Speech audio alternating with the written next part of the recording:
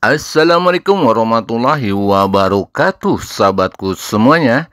Sekarang Anda berjumpa kembali bersama channel Kabar Tani 02. Semoga sahabatku semuanya ada dalam keadaan sehat walafiat dan dibanyakkan rezekinya. Amin ya robbal alamin. Kali ini sahabatku semuanya, saya akan berbagi tentang bagaimana pencegahan hama di tanaman padi kita pada usia 35 sampai 40 hari. Nah, ini lagi senang-senangnya hama akan hinggap dan bahkan merusak tanaman kita. Bagaimana untuk bahwa tanaman tersebut agar terhindar dari semua jenis hama? Artinya, sebelum kita terserang oleh hama dan penyakit, lebih baik kita harus mencegah terlebih dahulu. Itu alangkah baiknya menurut saya. Dan ini adalah sudah terjadi pada saya sendiri melakukan seperti itu. Nah, dengan cara-cara seperti ini, selain daripada untuk menanggulangi hama, juga dapat bahwa padi tersebut mendapatkan asupan nutrisi daripada pestisida nabati tersebut. Itulah perbedaannya antara pestisida kimia dan pestisida nabati. Jadi ada beberapa manfaat yang didapatkan daripada pestisida nabati tersebut, sahabatku. Nah, kalau kita membeli obat daripada kimia, ini hanya satu saja, paling 2 bahan aktif untuk hama. Tetapi ini adalah ada 2 fungsi yang terbuat dari pestisida nabati ini.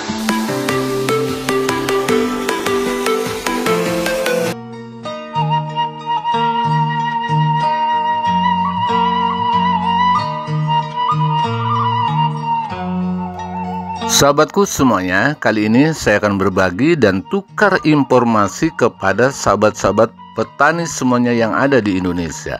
Nah, kali ini saya akan berbagi tentang bagaimana caranya untuk pencegahan hama di usia padi 30-40 hari. Nah, dengan cara menggunakan pestisida alami, artinya menggunakan pestisida organik lah ya, berbeda dengan kita menggunakan pestisida kimia. Tetapi kali ini dengan cukup pencegahan saja, selain untuk menanggulangi atau mencegah hama agar hama itu tidak akan datang kembali, dan keduanya adalah bahwa pestisida ini banyak manfaatnya, terutama adalah di bidang nutrisi. Dan banyak lagi manfaat-manfaat daripada pestisida nabati yang saya buat ini. Ini saya akan membuat adalah pestisida nabati 5 liter. Boleh dikatakan 5 liter lebih lah ya. Karena luas lahan ini adalah kurang lebih 7.000 meter persegi. Jadi saya akan membuat pestisida nabati sebanyak 5 liter lebih sedikit. Bahan-bahannya yang pertama adalah kunyit hitam atau temu hitam sebanyak 1,5 kg. Dan yang kedua adalah bawang putih sebanyak setengah kilogram. Dan daun mindi atau daun mimba sebanyak setengah kilogram. Setelah semuanya dihancurkan atau dicacah atau di blender atau ditumbuk agar bahan-bahan tersebut lembut, dan lalu difermentasi atau dibiarkan minimal adalah 3 hari. Sebetulnya 1 hari 1 malam pun bisa digunakan. Nah, lalu ini adalah lebih lama sedikitnya 3 hari, artinya agak mending lah ya. Agar dapat ekstra-ekstra dari bahan-bahan tersebut adalah sangat luar biasa. Setelah itu disaring. Setelah disaring, campurkan dengan beberapa tablet, terutama adalah semacam Bodex, semacam Prokol atau paracetamol pun bisa. Sebanyak 5 tablet. Nah, 1 liter kalau saya 1 tablet. Banyak teman-teman yang lain 1 tablet untuk 1 tangki. Karena saya bahan-bahan yang lain ini sudah banyak, artinya prediksi saya adalah cukup 1 liter itu 1 tablet jenis paracetamol kalau saya yang 500 gram itu. Lalu berapa dosis yang akan diaplikasikan kepada tanaman untuk pencegahan di usia 30 hari sampai 40 hari ini?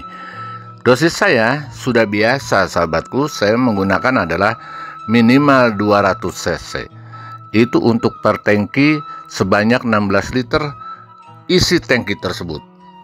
Dan sasaran apa saja dari pestisida nabati ini? Ini banyak sekali. Pertama adalah itu semacam ulat penggeret batang. Yang kedua, kupu-kupu.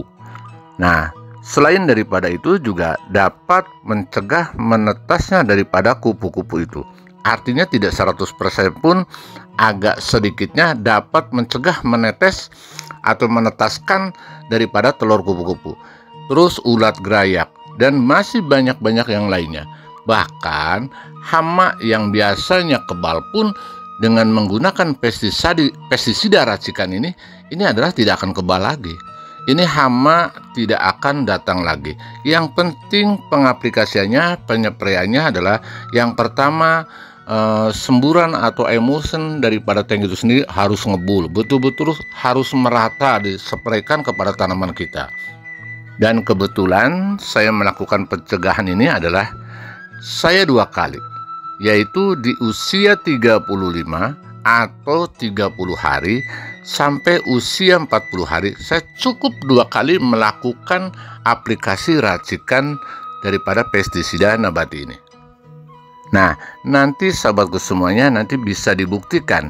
Andai kata sahabatku membuat racikan ini adalah bukan saya berbicara yang paling akurat atau yang paling bagus, tetapi kalianlah bisa dibuktikan dengan racikan ini diaplikasikan 2 kali. Bagaimana kelanjutannya? Apakah hama ini masih datang, ataukah paling juga persentasenya yang datang pun sedikit, tergantung daripada lingkungan yang ada di sekitar kita.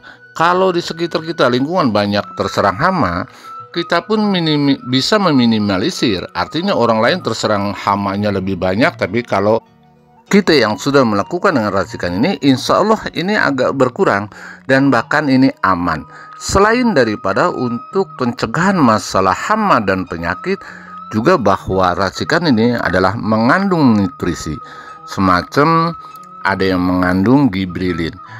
Terus keduanya juga ada mengandung hormon sitokinin.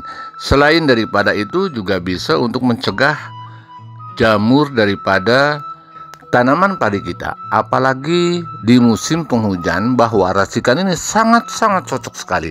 Dan di musim kemarau pun tidak jadi masalah, karena yang namanya spora atau jamur yang menyerang pada tanaman padi kita ini tidak mengenal musim, cuma hanya bedanya banyak dan sedikitnya. Dan selanjutnya, selain daripada untuk pencegahan hama, juga pertumbuhan padi dan anakan padi juga cukup lumayan. Ini adalah sangat membantu buat kesehatan tanaman padi kita.